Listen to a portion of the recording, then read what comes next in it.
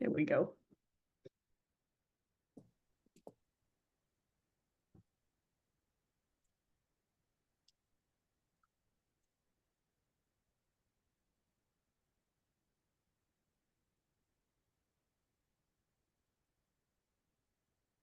All right, it's 3:45. Look at this great group.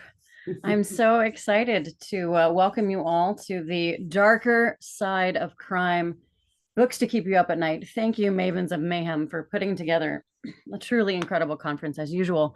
I'm really excited to dive into some questions here. So I'm your moderator, Leanna Renee Heber. I write fiction and nonfiction, all about ghosts. So I enjoy the topic of things that keep you up at night, clearly. And so let's dive right in. I've got a bunch of questions here, and I definitely want to make some time for audience questions too. We've got our amazing books that are in the chat. So those of you watching, please do check out our work. That really helps us out, as you all know. And first, let's start with introductions. So I would love to go in alphabetical order, where if you don't mind introducing yourselves, your wonderful selves, and the book that you want to promote most, or maybe the book that brings you here to this particular panel, what keeps you up at night. So yeah, we'll start with Jacqueline. So my book that I think keeps people up at night the most is called Her Past Can't Wait. It came out in September 2022. It was my debut novel, a psychological thriller. It really had two elements to it. One is the woman, the main character, who goes after a sexual predator in her community to try to stop him. And there's some, nail-biting moments in there, which is what I think keeps people reading. The other piece of it, though, is that she's also undergoing EMDR therapy to heal from a childhood trauma. And that piece of it, too, keeps people like kind of glued, because the way her past reveals itself slowly. So, yeah, so that one's the most, that I think people kind of chew on a little bit. Fantastic. Allison. Hi, I'm Allison Galen. I think probably the book that makes people stay up at night the most would be The Collective, which was my most recent standalone book. I'm also writing Robert Parker's Sunny Randall series, but The Collective is definitely darker. It's about a woman who is sort of ripped apart and devastated by grief 5 years after the murder of her daughter, and the murder was never really brought to justice. She finds a lot of like-minded individuals on the dark web, never a good idea. And they sort of this group of women whose children have been taken from them and their perpetrators have never been brought to justice, kind of find each other, and what sort of seems to be role play might actually be something a little bit more than that, as far as bringing these people to justice, especially when they start turning up dead. So it's I think it sort of appeals to like dark, angry feelings of rage and grief and revenge that we all have. And I think sometimes the thing that could keep you up at night and be the scariest are things that frighten you the most within yourself. And I think that's kind of what the book is about. Chris. Hey everyone. So the protag in my book, No Comfort for the Undertaker and Tragedy's Twin, is a woman undertaker in the year 1900. And she just naturally deals with death and bodies and graves and coffins and, embalming, things like that. So I'm hoping that those are the things that keep people up at night turning the pages. She's also a widow, and she has a lot of grieving to do and grief to get over.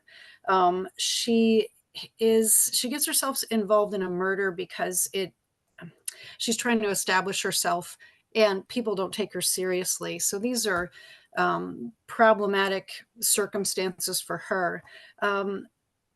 In this first story, No Comfort, there is a huge flood on the way. And I don't know about, I'm sorry, Greg in our last panel talked about the flood. I'm sorry, Hurricane Katrina in New Orleans. And in my neck of the woods, we had a serious, terrible flood, 2 floods, as a matter of fact. 2 hurricanes hit us with a week apart in 2011. And I don't know about a lot of the members of my community, but when I have, when there are big rainstorms in town, I'm always looking for the evacuation routes. So I put a flood in my story because that still keeps me up at night. I'm still quite worried when there's too much rain and the ground is too saturated and I need to get out of town. So that's another impending disaster in the first story that gives me the willies. SJ, amazing. Great answer, guys. Yeah, SJ Roseanne. And I also think that when I think about staying up at night, it's because I want to get to the next page. It's because I can't put this thing down, and I get progressively more annoyed at the writer for not giving me a break where I can just down. And I'm hoping that my new book, The Mayors of New York, does that, because it's a search for a runaway 15-year-old, but my detectives, Bill and Lydia, are not the only people searching for him.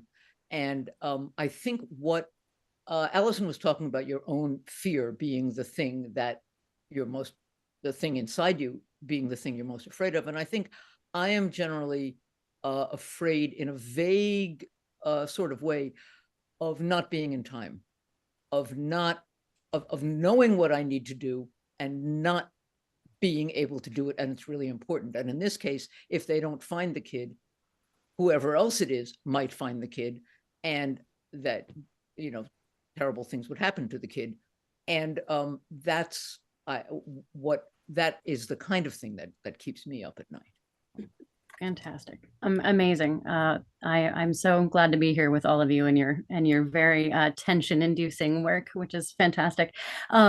Writing, for me, writing fiction and nonfiction, it's the same thing of trying to find these hooks that you've all given some great examples of things that move you, that come from your own anxieties, your own experiences, your own traumas in these cases.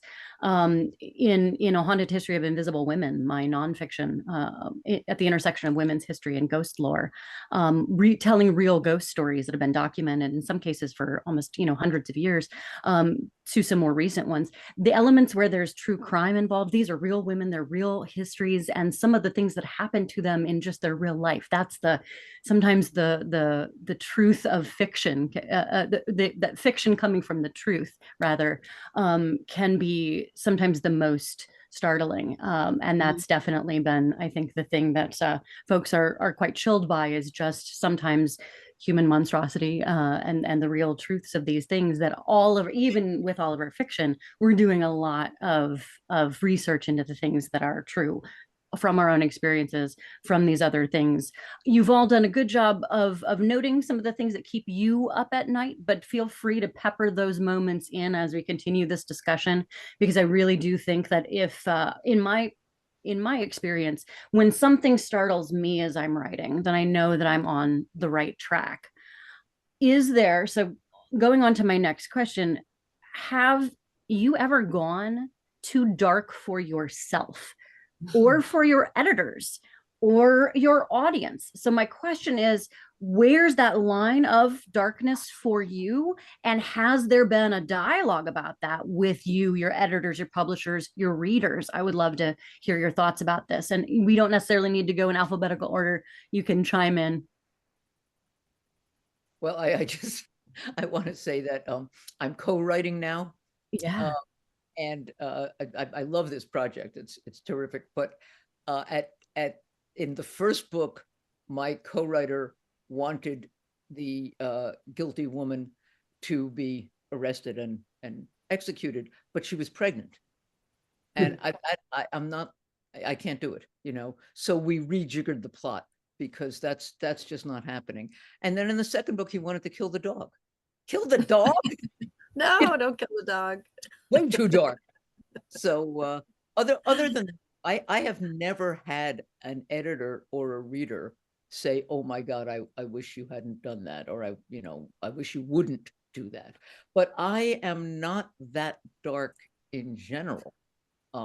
in my writing. So I don't know. The darkest book I ever wrote was Absent Friends, and it was dark because it was set right after 9/11, not because I did horrible dark things in it. So That's Yeah, a I great, don't well, think that's I a go, great answer. You figured out your own personal line there with I this, don't, especially when Very you're dealing with a odd. collaborator. That's a great example. Yeah, Jacqueline. I don't think I go that dark either. I mean, there were elements, when you're chasing a bad guy, it can get kind of dark, but it never got that dark. I think it's a perceived dark too, because people bring their own histories, their own past, their own traumas to what they read. So someone who reads Her Past Can't Wait, which is about sexual abuse, people are going to bring different perspectives from their own. And some people might find it more intense and it isn't graphic, but still it could trigger people. So it depends. I think there's sometimes a line of darkness that, you don't always know it's kind of individual, I think sometimes. But again, I feel like I don't really go dark, and I've never had any reader or anybody say, no.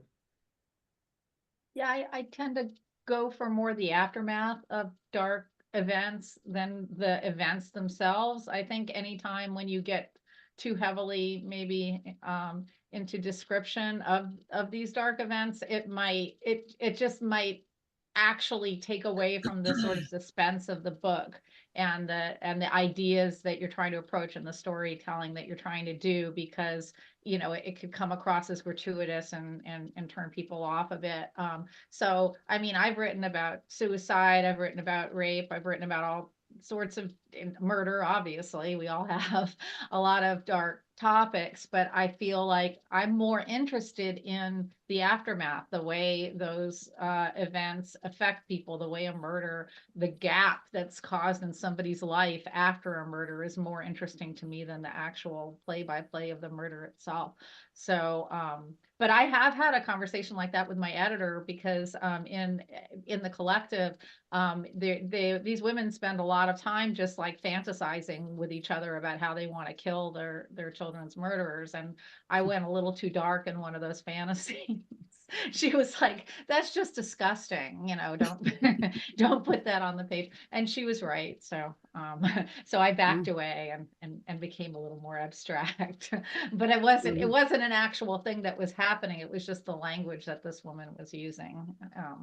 I guess I let my own rage get away from me a little too much.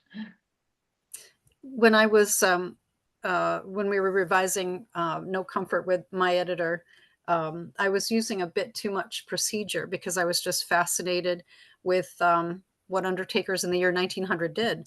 And not much has changed, but I learned so much, and it was not info dumpy, but it did bog the story down in the sense that I wanted to talk about how they were laying out a person, what kind of procedure they use, what kind of tools they use, what kind of chemicals they used. And it did get a bit grisly, which was fun for me, but not fun for the editor. And so she asked me to trim that up a bit. So I did. Oh, these are great. These are such great examples. Thank you so much, because I think it really helps for people to understand that there is a balancing act with this, but also too, I think we are drawn sometimes to get into this, like with what Allison was saying about getting caught up in this stuff where our emotions are running, and there is a catharsis. I mean, I'm sure, within the collective, there's a catharsis in that fantasy, and you can't blame them for wanting that. I think that I honestly think it's why we're drawn to, I think it's why we're all here today, why we are here as writers, why we're here as an audience, because there is a catharsis for this type of fiction to give us justice and to give us answers and to let us feel in these big ways like something is going to be resolved in a world where a lot of things are not resolved. So going on to kind of the worlds that you create, I'm very interested in the fact that we have an esteemed set of panelists here that have other jobs that they've done in the past, other interests, other styles of writing that they've done, journalists. We've got lots of talented people here. So how are some of the other ways in which you have managed to work in some of your other job experiences into how you ground your fiction? whoever wants to take that away. Well, my background was in journalism before, but I'm kind of trashy magazine journalism, gossip. I wrote for a lot of gossip rags, so I did a lot of fiction before writing fiction. But I don't know. It just in terms of kind of finding out what's exciting and interesting. There's a lot of suspense involved in writing a good a good story for In Touch was one of the magazines I worked for. I've done stuff for Us, stuff like that. So not that they're just I mean trashing in a good way. But No judgment but here. just in terms of structuring and writing in a certain style and not being too precious about things, being able to rewrite things, realizing what's superfluous about a story and what isn't superfluous about a story. I feel like that background really helped me a lot. And, and in covering a lot of these stories, there were several that were crime stories, were celebrity crime stories, which have always fascinated me. And a lot of my books have, my earlier books, and there's always a little bit of a Hollywood element to them. And I wrote a book called What Remains of Me that is about, Hollywood, a big giant Hollywood crime. So I think for me at least, both the subject matter and, determining what's interesting about a story, my magazine background has certainly helped me. So my first job was as a TV reporter, and then my second career was as a video journalist doing documentary educational videos. And I wanted my characters, at least my second book, which just came out 5 weeks ago, involves a photojournalist who returns to her hometown to take care of her mom, and then she discovers in the attic of her childhood home some secrets that her late father left behind. And I wanted her to be part journalist, but I didn't want her to be a reporter because I didn't want her to be anything too much like me. So I took one of my favorite hobbies, which is photography, and I made her a photojournalist so she could still be like nosing around. Because one of the best things about having a journalist or a writer, I mean, I know you could do it with a lot of different careers, but from my perspective, is journalists are always like looking for information. And so I made her a photojournalist to kind of let her be anywhere she wanted to be. Because part of the time is taking care of mom, and the other part of the time is like she's got to find out what happened with her dad. So my careers really informed that. And in my first book, the sister of my main protagonist works at a video production company. And so I was able to really bring those scenes to life because, I mean, I see everything I write, part because I've been writing to video for 40 years. And so I think that really translates in some of the vivid scenes where I could use that. Very cool. That is great. Yeah, who else? I was just going to say, I use my background is in education, and I was a sort of a social worker for 13 years. And both of those disciplines are pretty thick with psychology. And you learn how people think, what they're worried about, and you learn how to settle things down. I wanted to make my character have lots of problems, have lots of things happening to her.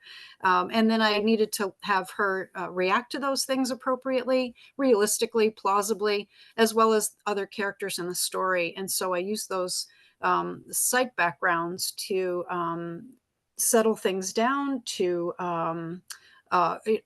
it's very much the same answer to the what keeps you up at night and what do you do about it. And there's different techniques that people can use across the centuries that have worked forever. And it includes, drinking warm, sugary beverage. Like when you're in shock, there's nothing better than a hot cup of tea, ask the British. And then there's, just keeping your body warm, taking that deep breath. Those kind of techniques are used in education and are used in the social work the social work realm. So those experiences drop right into my story because all kinds of horrible things are happening to all these people, and somebody's got to calm that stuff down. So somebody steps up one of the characters steps up in the story and is able to do some of those calming techniques. So that stuff just rolls right out because of the experiences I've had. I was trained as an architect and practiced as one for 20 years. And the reason I went into the field and the result of spending all that time in the field is that I see the world in a very physical way. And I use this, it's a kind of once remove. I don't do what Chris does and kind of drop it right in, except I did in No Colder Place and maybe a bit in a book called In This Rain, which was a standalone. But I do have my characters react to their physical environment all the time.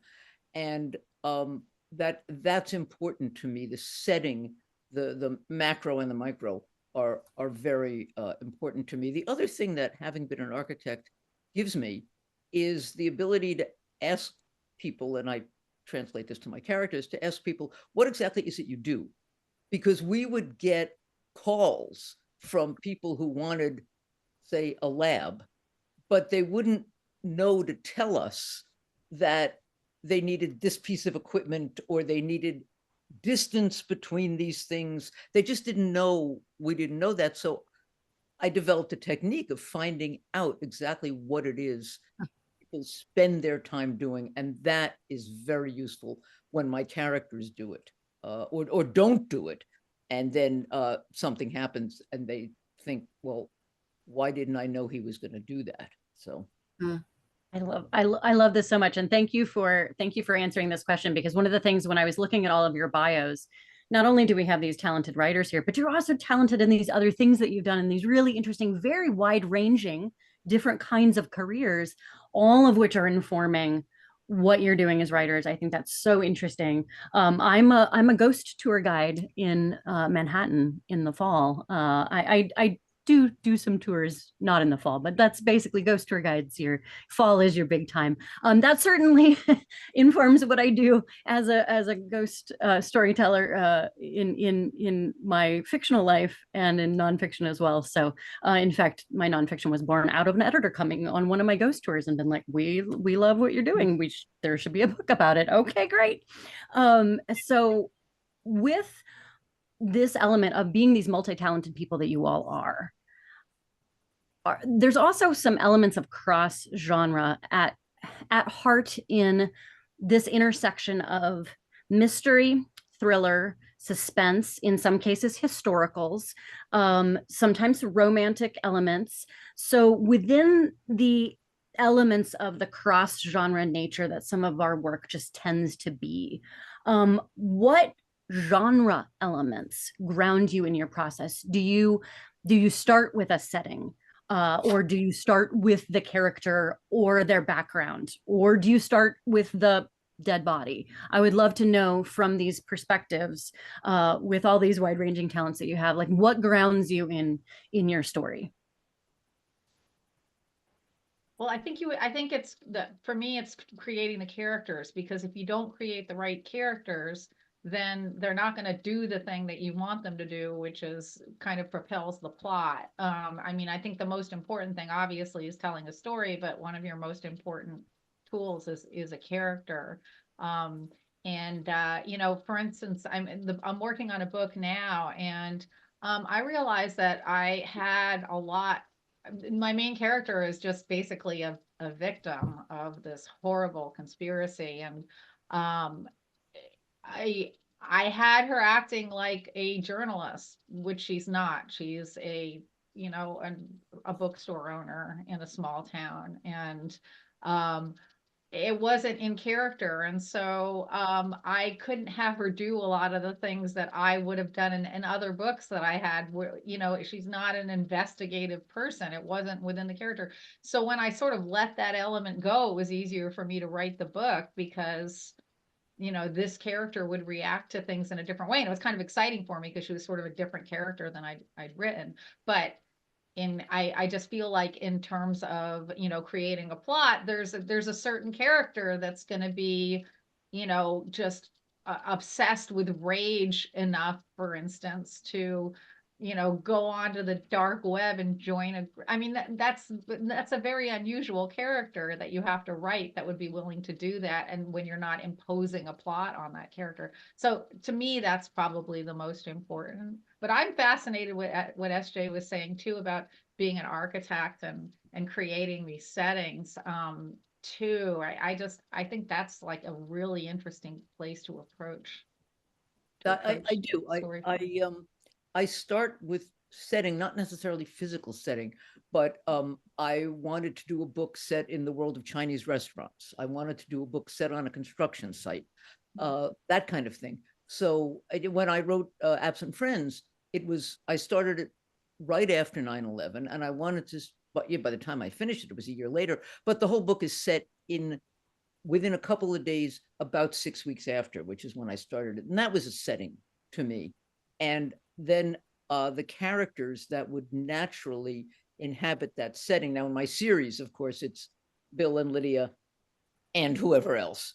And in my new series, it's these two new, the one with the partner who wanted to kill the dog. It's Don't two kill new the characters. He will always be known as that. But this is we better not meet her in person.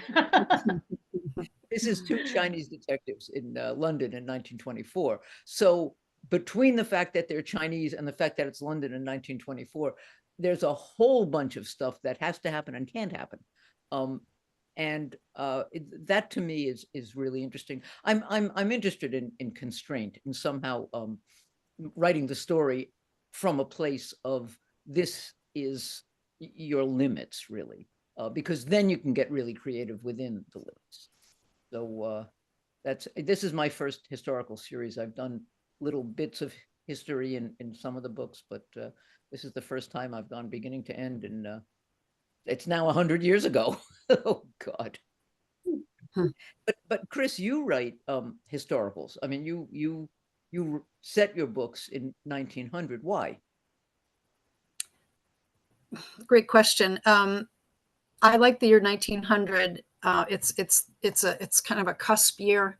It's the tail end of the old Victorian era, and it's the beginning of the 20th century. And I think that time period, and I'm not really talking Gilded Age setting, I'm talking more horse and buggy setting, rural horse and buggy days, that kind of a thing.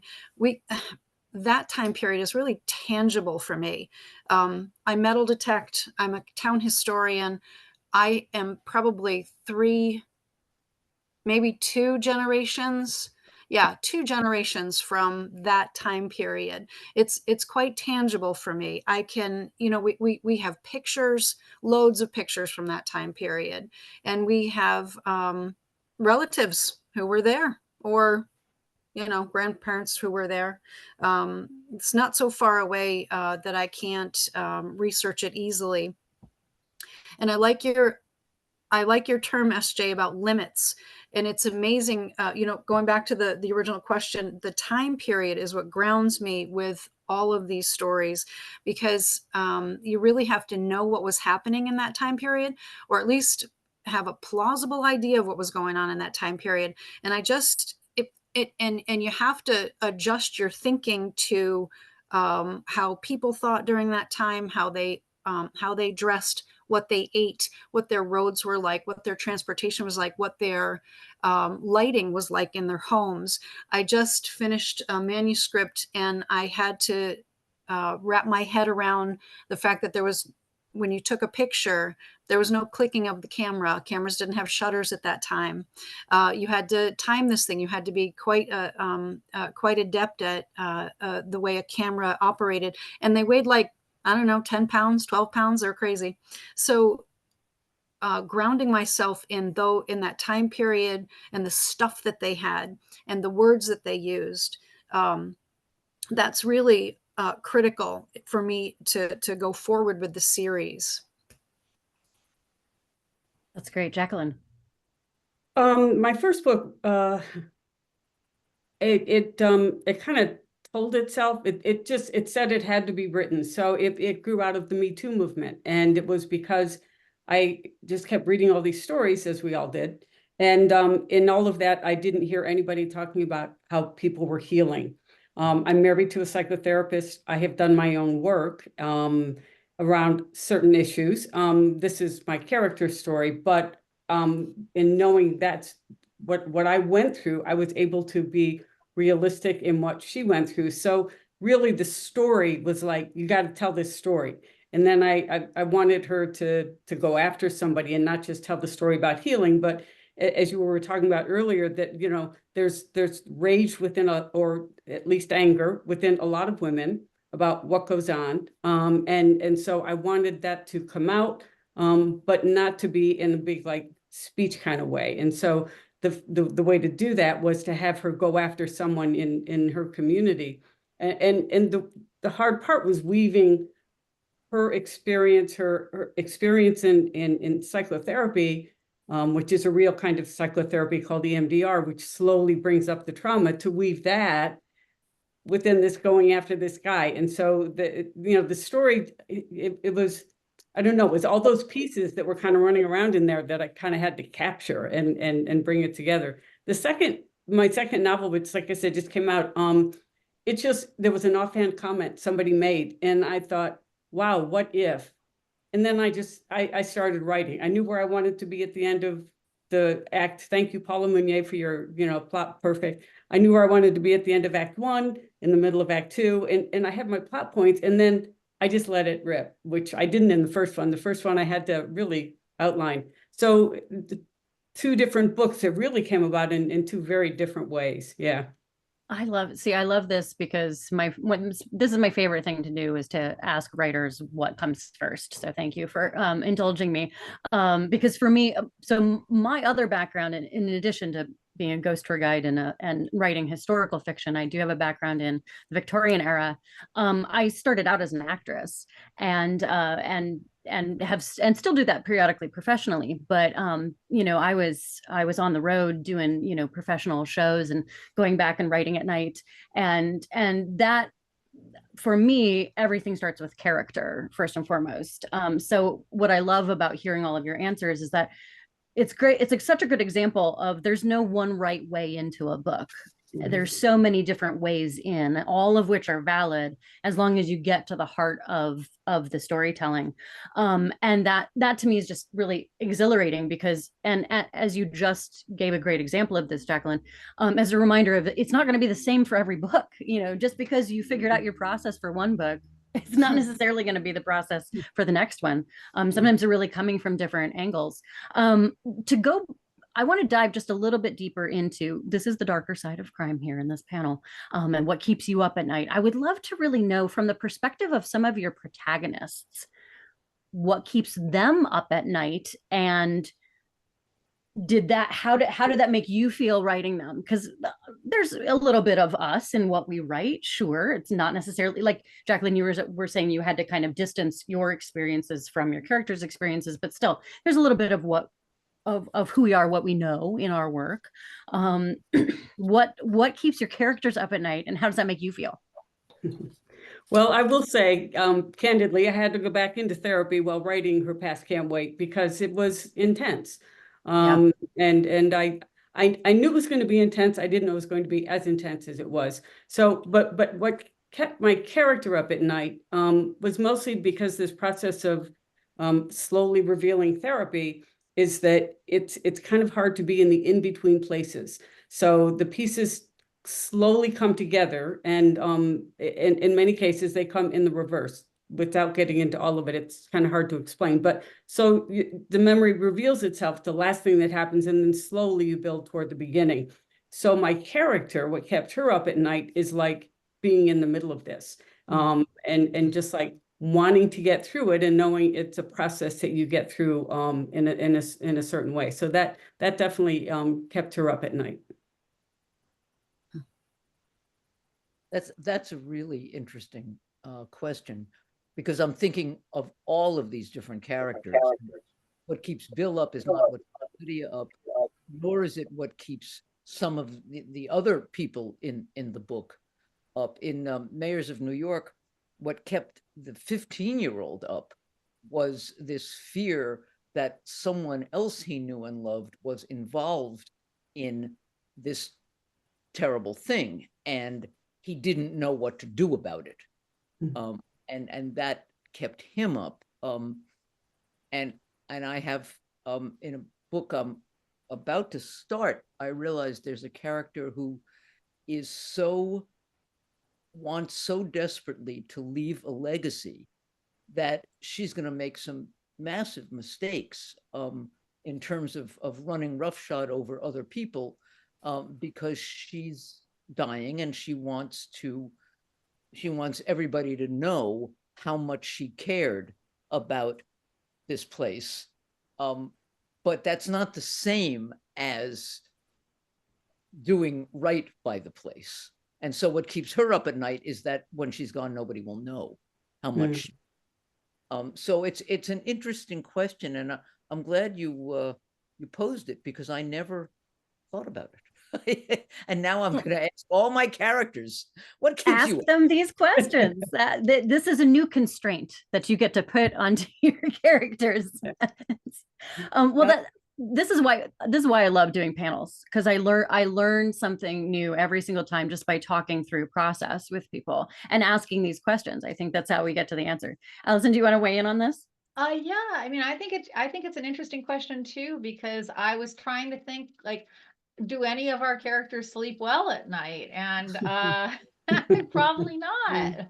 I think that's key in writing a main character in a crime story, is that there's something, horribly lacking or gone wrong, or some intense desire, as SJ was saying, like to leave a legacy.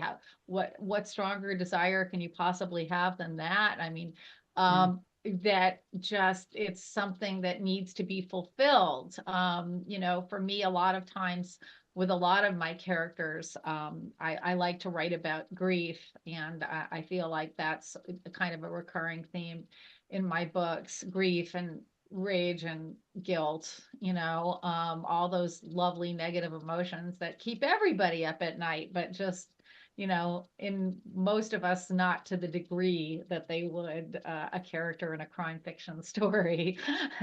But yeah, I mean, I think that's really key, Leanna. I think that's a really interesting point, because I think that what keeps you up at night is where a reader can relate to a character, and that could be a good hook in to wanting to turn those pages. Chris, a little change of setting here. Can you weigh in for us? Yes, sorry about that.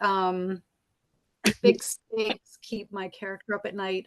Carrie Lisbon is an undertaker, but that doesn't bother her so much as the recent death of her husband. She is not only grieving, she's really, really mad about that. So that keeps her up. In book one, there's this impending flood. She's a city girl. She doesn't have experience with flooding. I forgot the date, but I think it's late 1880s was the Johnstown, Pennsylvania flood. And that's still something really horrifying even today. And so she thinks about that when somebody says flood, she's like, what do you mean, like Johnstown, are we all going to die? That kind of a thing. So that keeps her up. In book two, there's a grave illness going through some of the characters. She is also not behaving well. And so she has to lay there in bed and think about her behavior and the consequences to that behavior.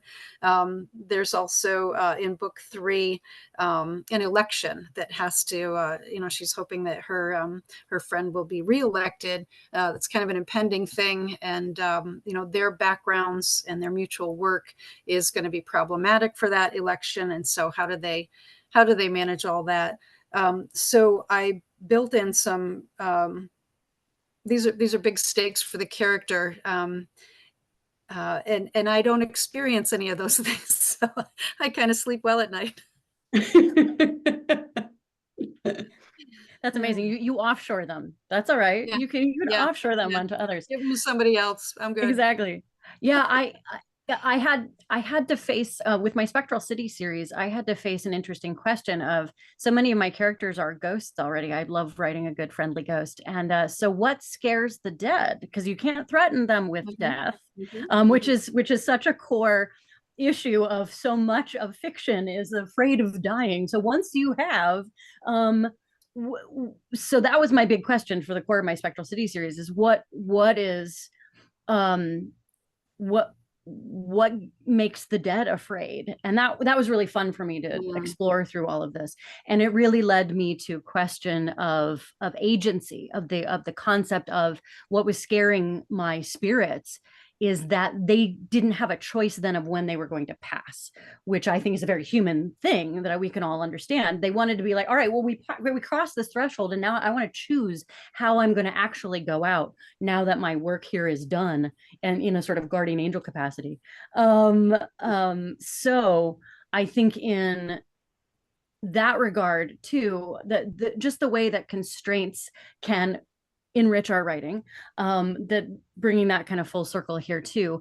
I would, and I'm very sorry that that this question didn't go out to you ahead of time. So I'm I'm giving you a little on the spot one here.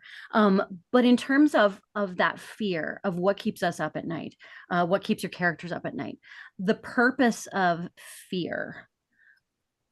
What do you because we all are reading this, we're writing and reading this fiction with a certain understanding that there's going to be scary things happening. So we are in fact allowing ourselves to interact with the concept of fear. What ways is that serving, you think, your characters of what use is fear in a narrative?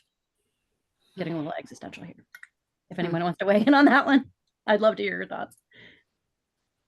Well, I just think it's so compelling, fear in general. I mean, I started writing as a kid because I wanted to scare myself. I love scaring myself, within a safe setting. And I think that's the reason why people like to read, crime fiction, mystery, thriller, horror. I mean, there's so many different genres that, that the main thing people get out of it, or the reason why they want to pick it up is to get that sort of adrenaline rush within the safe confines of a story.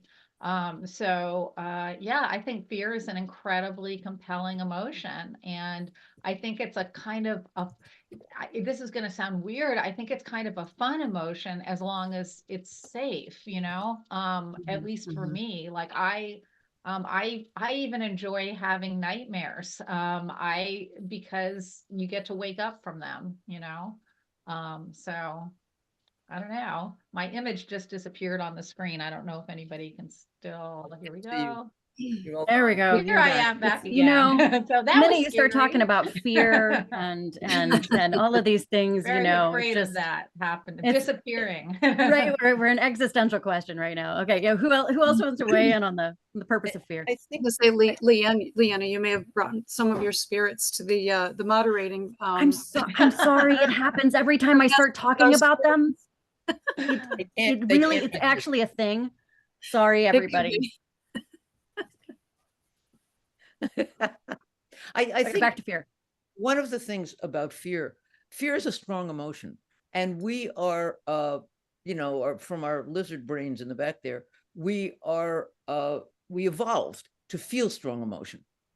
But fear is one of those strong emotions that is more enjoyable in a safe place. You go to the movies, and when that Jaws comes up out of the water, everybody shrieks. And then at the end of the movie, everybody goes home because that fish is really not looking for you. That I think is the core of the use of fear in our books, is that it is an emotion people want to feel because they want to feel strong emotions, just like they want to feel, people gamble so that they can get that adrenaline rush. But they gamble at the casino, not out on the African plain where they can get gored by an elephant. You know, it's because it's safer. But the emotion is the same. And so I think that that feeling of, oh my God, oh my God, oh my God, when you know you can actually just close the book and put it away, is a very attractive feeling.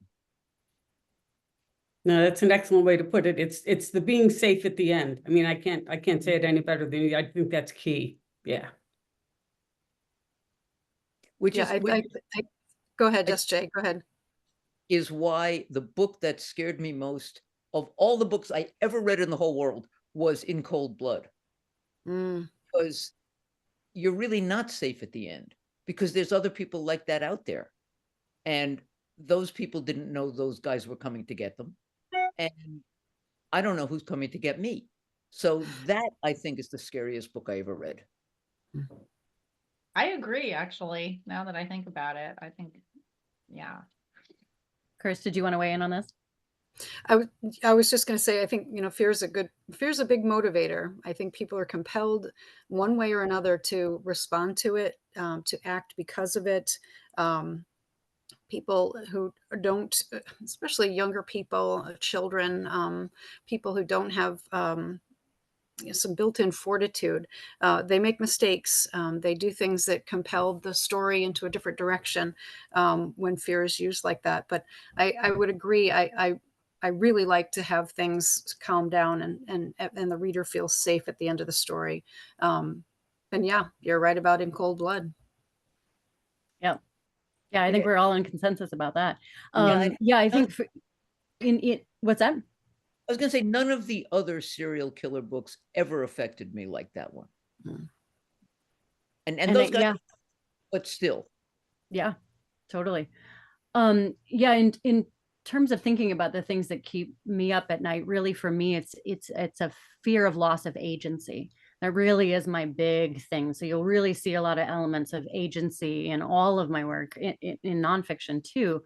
And that's something that is definitely at play in a great deal of mystery, suspense, thriller. All of the stuff is like, is what can your main characters control? So before I turn this over to, so audience, if you've got some questions at the ready, we'll do that in just a second. But if you guys want to talk at all about agency and control and how your characters manage to, through all of these circumstances of fear and constraints, how do they navigate their way through that when sometimes a ability to control the circumstances is difficult. I mean, I know Chris and I know from writing historical women that that's like, well, there's only so much we can do here, so we'll work around a broken system, right?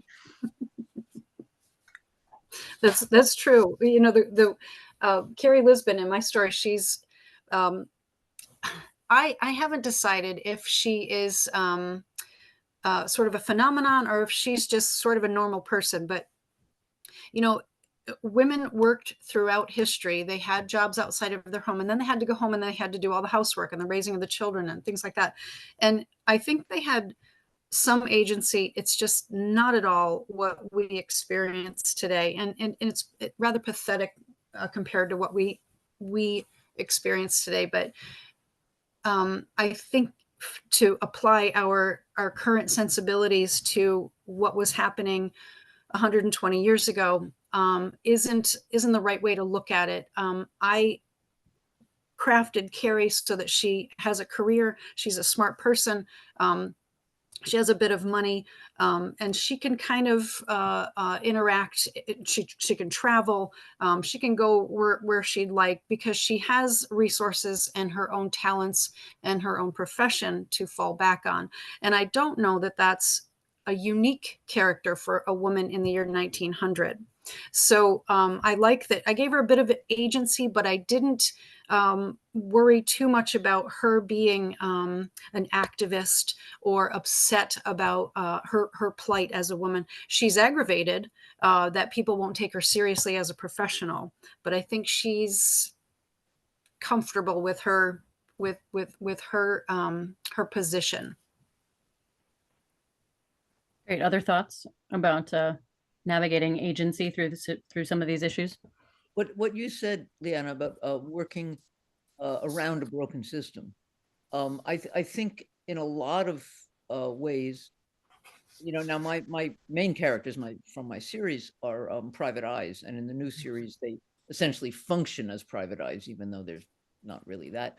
And you know, a lot of times they are working through a very incomplete set of information and data, and they're going places they're not allowed to go, and and yet they do it, and they feel like they have to do it. And so I think that all systems, in a sense, are broken.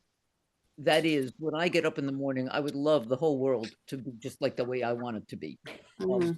And it isn't. So right away, it's broken, and I have to navigate that. And I think that my characters refuse, especially Lydia Chin, who is a Chinese American young woman and is expected to have one life path and just refuses to do it, and takes on another. I think that navigating a broken system, working around a broken system, is how they do it to the best of their ability.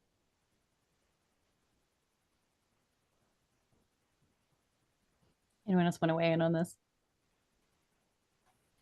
Well, I mean, I think there is nothing scarier than, you know, losing control over, whether it's over your emotions or over a situation or anything. And I mean, I think the whole act of writing a story about crime is our own attempt to impose some kind of order and control on the real world, which is chaos, which is another reason why In Cold Blood is so scary, because it's true, and those were real murderers that Truman Capote talked to.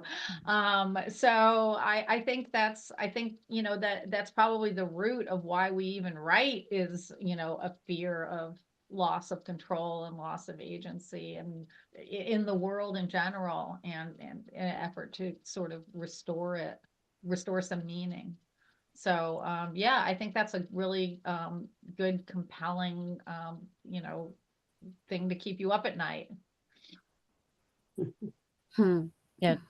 Jacqueline, did you want to weigh in on that at all, in terms of, we've talked How about, about, no, it just starts to get repetitive, that's all. that's fair. That is very fair. I just want to make sure everybody gets a chance to say their piece. I would also like for the audience to have a chance to say their piece. Do you all, if you all have questions, if you want to drop them in the chat, I'm monitoring the chat right now. So if you want to drop our incredible panelists a line here, we can share. We've got a few minutes, so I wanted to make sure we got a chance to hear from our attendees. I mean, we also, can all keep talking. Don't worry. I mean, that's, you know, that's part of our I wanna job. say, Leanne, that Yeah. question you asked before, what do the dead fear? That's a Yeah. great time. Thanks. I may have to steal that. Yeah. Thanks. Well, it really was a question for me of like, I've, you know, written 16 books, all of which feature ghost, at least side characters, if not, and sometimes main characters. And so it really was sort of, okay, well, what sort of as helper characters. And in this case of like, what happens when they're doing a missing person investigation for a ghost? Because it was someone that was a reliable operative giving information from the other side, only with a certain pay grade. There's sort of like a no, that's way too high up. No, I don't know. But yeah, I think that's just, when you work with a lot of ghost stories, you have to work with their constraints, and then also work with different kinds of existential questions that are in play differently for the spirit world than the mortal world. So but that's just been something that for me has just compelled me the entire time. You know, we all, each one of us is drawn into these genres because of things that compel us. So okay, Jane's got a great question here. What writers do you like that write well about the darker side? So Jane Peter suggests David Morrell. Who else do you want to share, and who write well about the darker side? I just finished Ninth House and Hellbent by Lee Bardugo. Is that paranormal, dark? I'm not sure of the genre, but hell of a story. I think it counts. It's got a skinned dead rabbit on the cover. I think it counts. The skin dead rabbit on the cover was what did it for me. Yep. She goes pretty dark with the background of Alex Stern's life. So that was pretty dark. There's a lot of dark themes in both of those books. I just blurbed a book called Welcome to Fear City, and it's set during the Son of Sam murders in the 70s in New York City. Sarah Dvorak is the author, and I'm going to put the title in the chat because it's not out yet, but you can pre-order it. It's a young adult novel, but this author, she really did her research about New York City in the 70s, which is a tough time to do research about because while there is a lot of obviously extant newspapers and things like that too, a lot of times people don't look at the more recent history and the grittier history of New York City in that particular time period in the same way that they look at like Gilded Age stuff in New York City so again, Welcome to Fear City was really, really good and dealt with some haunted properties. It has some paranormal elements for sure. So I definitely recommend pre-ordering that if you like young adult stuff. So, okay, we got some great questions coming in. And hopefully we'll have, does anybody want to say another writer name before I shift to these other questions? Really dark and paranormal, Gabino Iglesias. Oh yeah. You can't do darker and more paranormal than him. I'm gonna put the devil takes you home in the title. The title of, yeah. I'm putting that in the chat. Okay. Any other names before we move on to Katie's question? Okay, Katie. Yeah, Katie's question's up. So do you start off writing your first drafts as super scary and then pull back, or the other way around? Some tension I plan and some I don't. I mean, and I think some of the best is as I'm going along and then all of a sudden something happens and I just let it kind of play itself out. So sometimes I plan it and sometimes I don't. Sometimes at like the third or fourth draft, I want to go back and put something in to help build a little bit more. But I think it comes in, different places. I don't always plan everything. I am probably right along with Jacqueline. I start off writing lots of things. I throw all kinds of things at the wall to see what sticks, see where the story goes. Sometimes I pull that stuff out. Sometimes I leave it in. Sometimes I'll modify it. It's very much an amalgamation. I like to go dark just to see if it's something I can manage. And then if it isn't, I'm out. I'll modify the manuscript. I Yeah, am I not think- that yeah. scary. Probably the same for me. Yeah. No, it's we're pretty much all in agreement here on that one. I really like this question. I think we're going to go out with this question from Sally MacArthur. Great question about fear.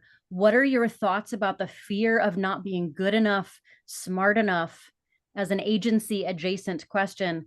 I can't do enough to help this person that may cause additional harm, that kind of thing. I think that's a really interesting prompt and an interesting question. So can we touch down on what Sally's asked here?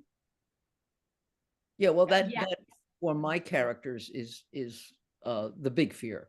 I'm not good enough. I can't. I tried my best, and it's not going to work out. And I can't save this person. I can't even help them. So that is the big fear. Yeah.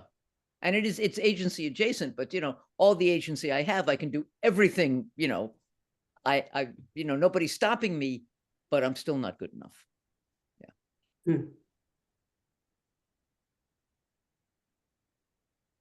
Yeah, I think that's a source of all. I mean, a guilt is a major emotion that I like to write about, and guilt over not having done enough or having caused something horrible through inaction or too much action or the wrong action. I think is just a very rich topic to explore, and I think it was a really good question to ask about. That was a good question. Not being good enough, not being smart enough, not having done enough, the guilt of all of those feelings. I think, and all of our protagonists are women, and I think that's kind of a thing girls think about because we're such nurturers, and so when we perceive ourselves of falling short of that, then we become fearful. I haven't done enough. And society will also tell you that too. So it's there is just sort of a nature versus nurture in there too, of how everything gets societized and baked into all of that as well. Well, friends, we are at time, but this was fantastic. Thanks for the great questions in the chat. Thanks to all of you for really great answers across a wide range of topics. I love your work, and I'm really glad that you all took the time to chat with us today. Thanks, everybody. And Mavens and Mayhem, you all are the best. You put on such a great show, and we're so grateful to you for that. And please do support our books and support great bookstores in the process. And thank you all, and continue to have a wonderful day. Thank you, Leanna. Thank you. Thank you. Thank you, Leanna. Bye, everyone. Thank you. Thank you, Leanna, and thank you to our wonderful panelists. You guys make the conference. All we do is invite you. So you get all the credit for this wonderful day. Thanks to everybody. That was fabulous. So I want to just remind people we have one more wonderful panel left today, the lighter side of crime. We're going to end on a lighter note. Books to cozy up with, and that's going to start at 5 o'clock. So it's time to get rid of your coffee and maybe, make a drink or get a glass of wine for this last panel. We'll go out in style. So anyway, thank you to the 5 of you, and we will see you in about 15 minutes. Thank you, ladies. Thank you. Thanks, everybody. You were wonderful. Thank you, Leanna.